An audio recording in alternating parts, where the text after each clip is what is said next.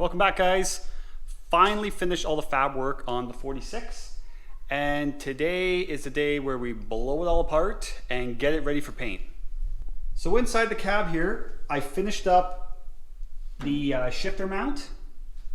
I basically just modified the one I already had. This is where the B&M shifter bolted to, and I just welded a piece on the side to mount my Precision Performance shifter.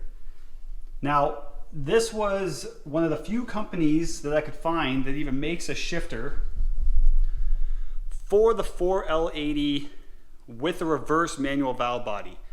There's a lot out there that make it for the 4L80, but forward valve body. This is one of the few that does the reverse manual.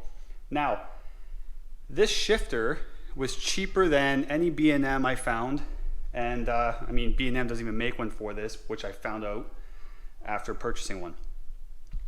This shifter was cheaper. This was like $400 as opposed to $600. And it's nice. It's light. And it's simple.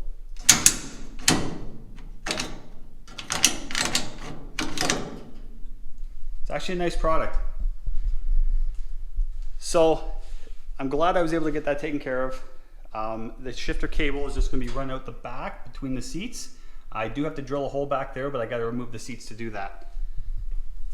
Up front, I've got these tabs bolted back on the firewall. That is what catches the hood.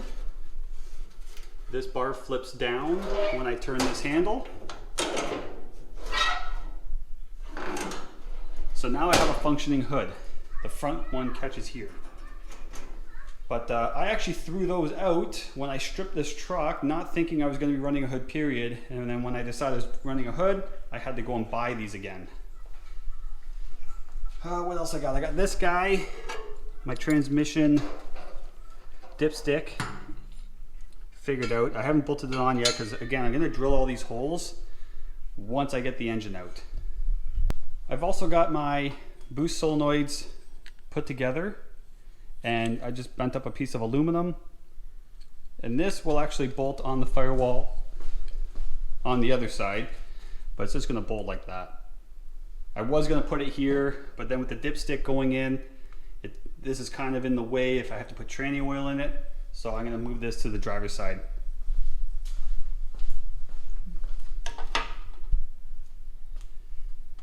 And then all this stuff, like my battery bulkheads that go in the firewall, my 3-inch grommet for my harness, another grommet that's going to be in the back for the e-brake cable, shifter cable, and parachute cable.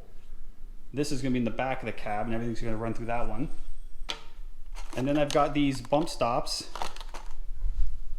that are going to go under the frame right here, right above the leaf spring. Just in case this thing gets crazy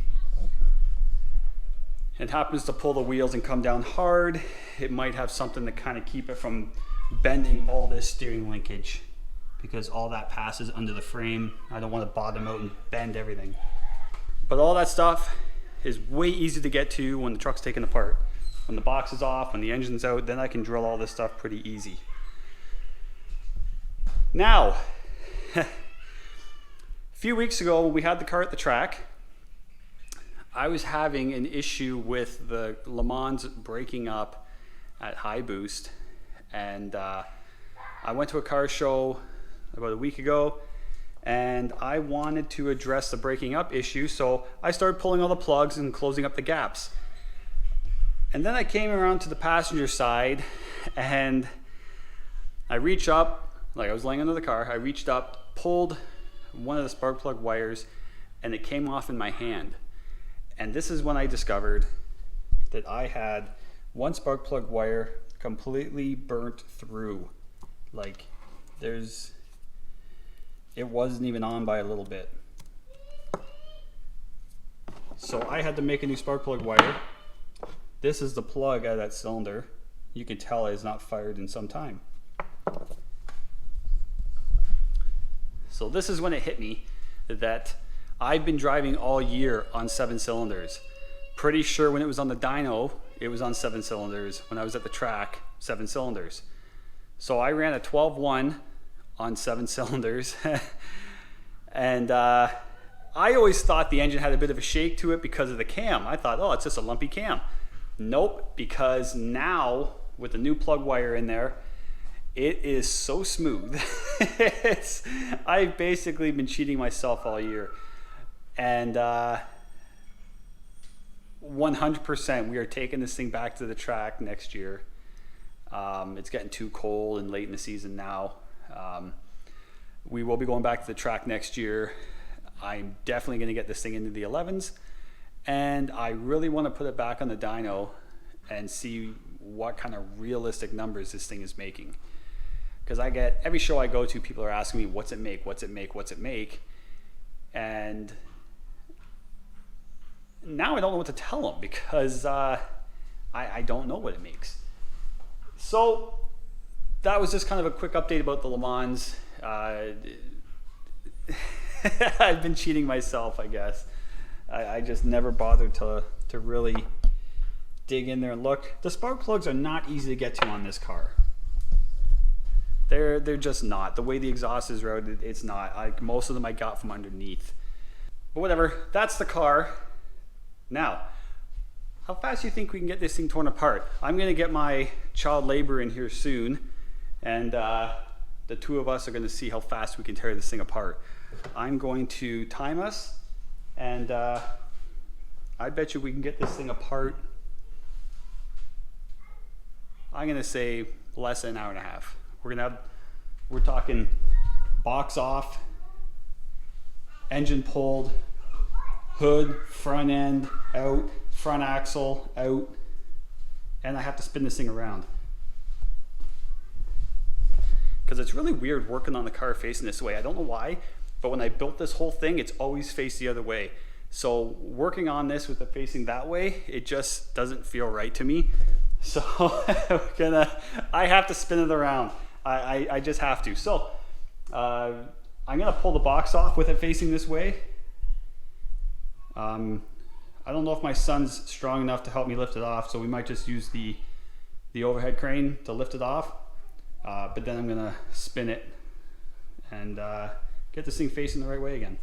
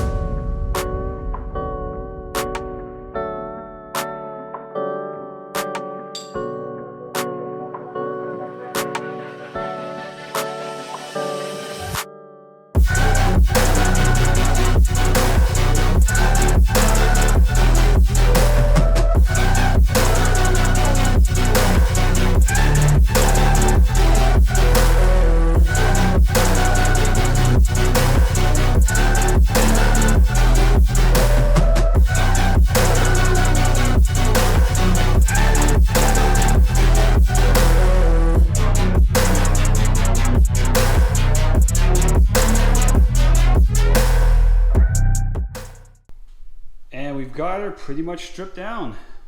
few little things like this I gotta take off, but she's pretty much gutted. Now it did take me a little bit longer, still did it in less than 2 hours. I had my boy in here helping me for a bit, and then he decided to just go play on the trampoline for a while out there, so I lost him to funner things, I guess. Took everything off here, like that storage box, trans cooler, stuff like that, to make it easier to get in here and work on the cab. And I gotta be able to get my spray gun in and around all this, so that'll be fun. But she's pretty much ready for body work,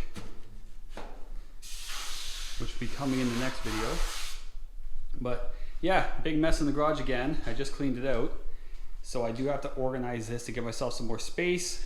I think I'm just going to start with the chassis first, get it all painted, get all these components painted, and then I can put the axle back under it, and I mean, that'll free up some floor space.